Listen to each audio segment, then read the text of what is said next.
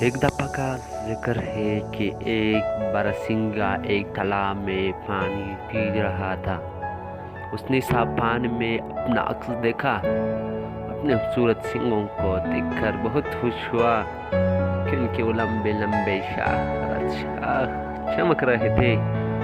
خود کو جنگل کا سب سے اعلیٰ جانور تصور کرنے لگا، لیکن جب اس کی نظر اپنی پتلی اور بدنما ٹانگوں پر پڑی تو وہ خفا ہو گیا اور اپنے دل میں کہا کہ میں بھی کتنا بدقسمت ہوں، میری ٹانگیں کس قدر پتلی اور بدصورت ہے، کاش یہ بھی میری سنگوں کی طرح خوبصورت ہوتے۔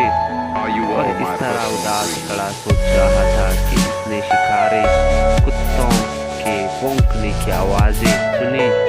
اس نے صورتحال کو پام لیا اور شکاری کتوں کو اپنی طرف آتے ہوئے دیکھ کر وہ تیزی سے بھاگا۔ تھوڑی دیر میں وہ شکاری کتوں کی ان سے دور چلا گیا، تاہم وہ جنگل کی اس حصے میں چلا گیا جہاں درخت ایک دوسرے کی بہت قریب اگے ہوئے تھے اور جڑیاں بھی بکثرت تھے۔ اس کے سینگ ایک جھاڑی میں پھنس گئے۔